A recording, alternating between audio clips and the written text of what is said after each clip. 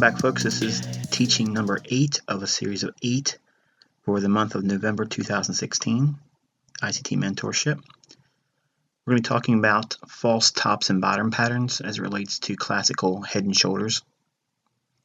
Now, head and shoulders pattern is typically seen with a price high that trades in a small little retracement, and then it creates a higher high, and then it retraces back lower, and then it creates another lower price peak or short-term high, and then connecting those three successive peaks in price, we classically refer to that as the neckline. And classical support resistance ideas are seen here, where if that neckline is broken, many times you'll see it retrace or pull back up to that neckline and then sell off again. In the form of selecting targets, you can measure the range from the neckline up to the head or the highest peak, and subtract that range from the neckline once price breaks below it, and that'll give you a reasonable price objective. Now, the problem with this pattern, okay, it's because it's taught in all of our retail books and such. Every trader out there, when they first get into their charts, they're always looking for these types of patterns, but generally price will form these genuinely at intermediate or long-term highs only. And due to the low understanding of most retail traders, they tend to seek these classic topping patterns on lower time frames, and many times at a significant low in price, but they marry the pattern. The opposite is referred to as an inverted head and shoulders pattern, and this is a false bottom pattern we're going to be teaching in here. So we're not really teaching these classical patterns. They can be found on the internet. I'm not going to teach that. But what I'm actually going to tell you is how you can capitalize on these patterns when they appear in charts and our higher time frame premise indicates the opposite direction is unfolding. But an inverted head and shoulders pattern is typically seen with a short-term low that's met with a lower low, then it makes a higher short-term low, and you connect the highs that form around those three successive lower lows, and we refer to that as the neckline. Eventually, should price trade above that neckline, classically you would expect a pullback in price or retracement back down to the neckline, and then an advancement up to the target. And the range from the neckline down to the lowest low of those three lows added to the neckline once the price breaks through it, that would give you a reasonable upside objective. Now again, much in the same way, generally price will form these genuinely at intermediate or long-term lows.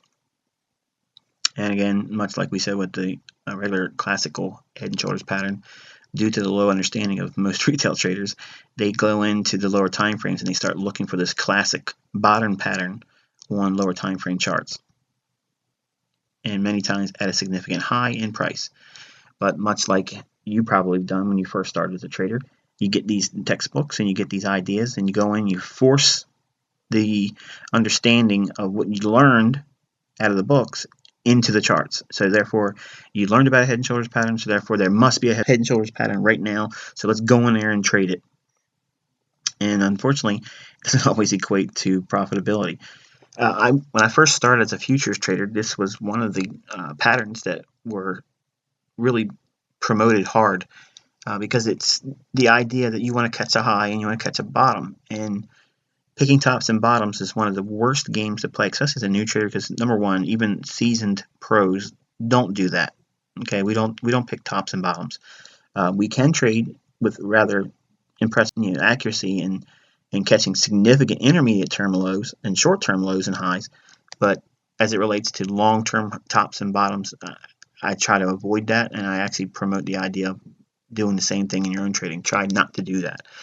But one of the coolest things I've learned by going through institutional order flow studies and watching how interbank pricing is delivered, it allows me to go in and actually see these patterns when they form in price charts. If I have a indication that the price is actually going to go higher, and I see a head and shoulders pattern, which would be a false top, in my opinion, but in the charts, retail will see that as a top forming. Conversely, looking at an inverted head and shoulders, which would be classically viewed as a bullish pattern in price, if I see that happening when the market is actually bearish, I would be looking to go short. And where we see the neckline, let's go back to the standard head and shoulders pattern.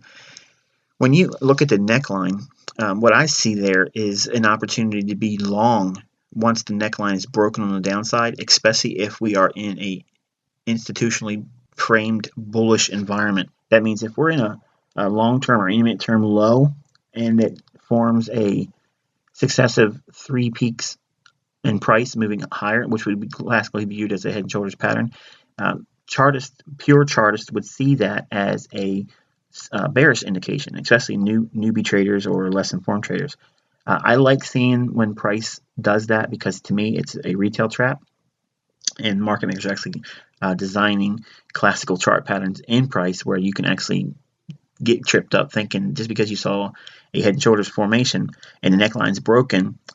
When that neckline is broken, I don't see that pullback as a resuming lower or a new selling scenario. I see that as a turtle soup long that took out 2 previous lows where the clean lows were there.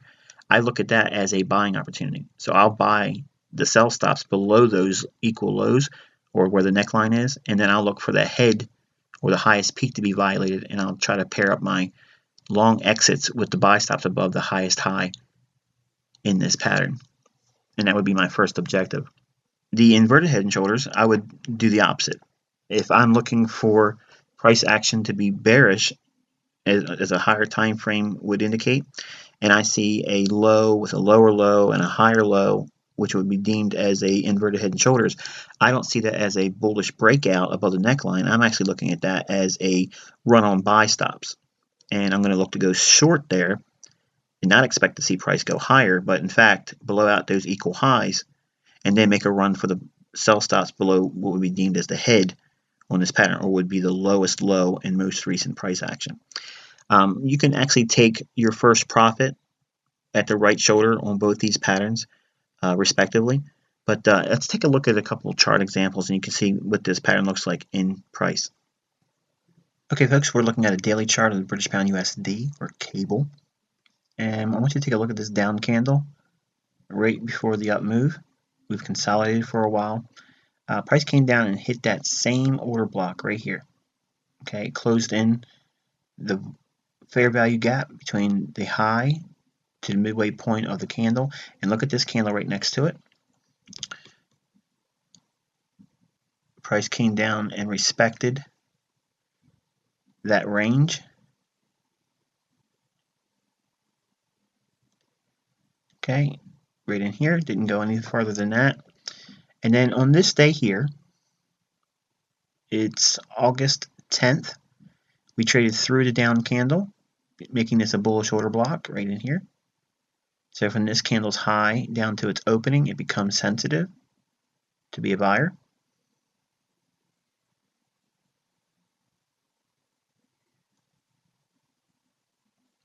Right there. And the high comes in at 155.46. So on this day here, we trade down into it on the 12th of August 2015. Trade right down into the body of that down candle, which is a bullish order block. Now that's bullish on a daily. So let's take a look at an hourly chart at that same time on August 12th. So here we have the market making a high, a higher high, and a lower high, and we have 2 equal lows in here. So we have what? We have a head and shoulders pattern. Retail traders are going to see that as a selling scenario.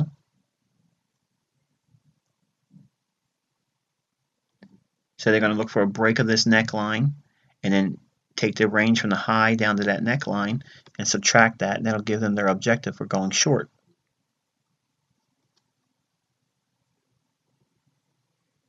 Okay, so we have that range here, and we can duplicate that and give ourselves our downside objective for the retail-minded crowd. So retail is going to think this breakdown here is going to lead them down to 155 or thereabouts in this range here. So retail is going to expect a range expansion down to a low of 154.95. We do not expect that because on the daily chart we're expecting the bullish order block to send prices higher. So while we see a regular head and shoulders pattern, which would be classical bearishness in the part of price action study, as it relates to institutional order flow, we're looking at the run below these lows in here as a run on sell stops. So we're looking at the market to go below here to pair up orders to go long for those individuals that want to have a sell stop down here that's already long. Their trailing stop loss is going to be in the form of a sell stop because the market move most recently has been higher. We see this move below these equal lows as an opportunity to buy those sell stops. Those willing sell stops will flood the market when the market trades below here. So now we have a lot of liquidity. Remember that market efficiency paradigm. We see liquidity here in the form of going long. And we're going to be looking for objective up here to take profits. So we could be a buyer at 155.50 and look for 56.20, a move above this high, 56.20 as our objective, or 70 pips.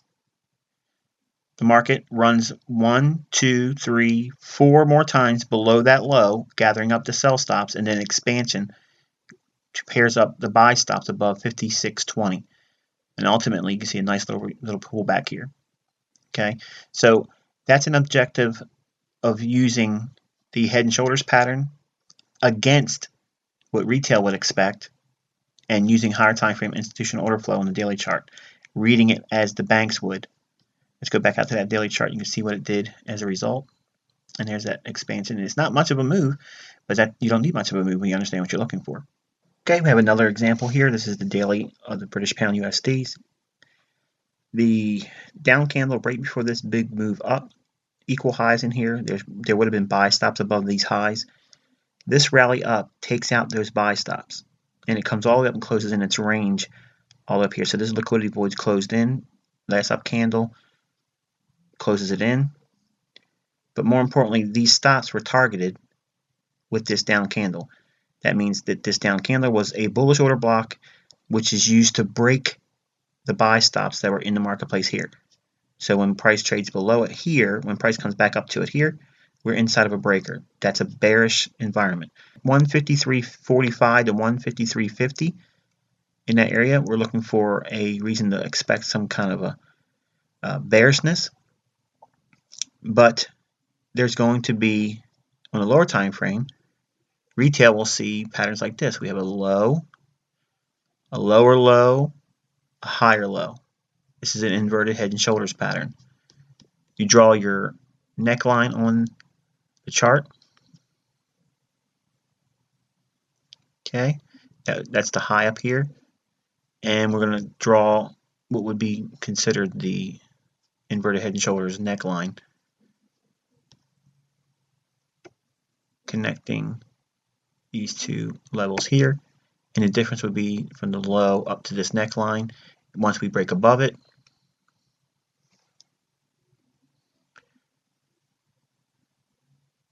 price trades above it here. Neckline's broken. The stops below here would be targeted. So selling up here on a break above the neckline, not looking at that as bullishness in return for higher prices, but looking for it to sell off, getting above there. So we would look for that run to sell into the buy stops above this high here and above this high here. That's why we would expect to see some bearishness here. And then we would wait for a run below these lows here. It does give a lot more than that here, but nonetheless, it's not a bad little trade. 10, 20, 30, 40, 50, 60, 70, 80 pips or more running them low over here. Let's go back out to the daily. Okay, and we're going to look up at this high up here. Price trades up into it here.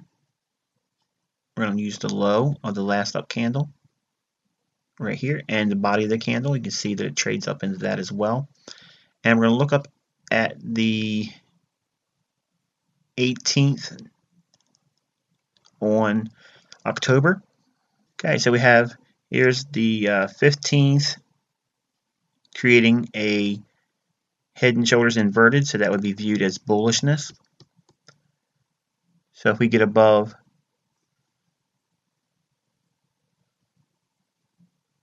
that high, we can be a seller because we would expect those buy stops to be viewed as breakout artists in inverted head and shoulders. They're going to see that as a bullish pattern.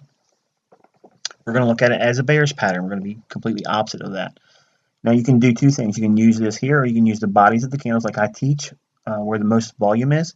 So this is the highest body of the candle. So 5502 would be a sell if we get above it. Price trades to it here, so you can be a seller above 5502. So 5502 is your area being bearish. We do not look at that as a breakout and then wait for a pullback for new higher prices.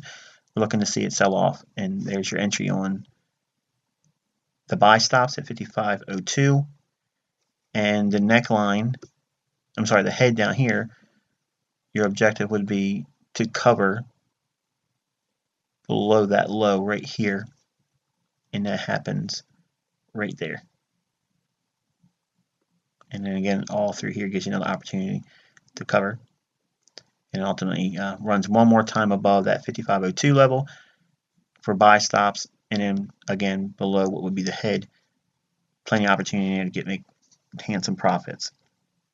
So again, it's you look for the pattern because retail will look for the pattern, but you're going to fade that pattern based on what you see on the higher time frames. We look for institutional order flow to justify why this should be bearish up in here. We should be looking for reasons to be selling, not buying. And if we see inverted head and shoulders patterns on the lower time frames, retail is going to be all over that looking for bullish, upside moves.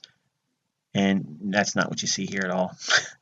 So hopefully you found this one insightful as well. We're going to be attacking a lot of the retail-minded classical chart patterns throughout this ICT mentorship.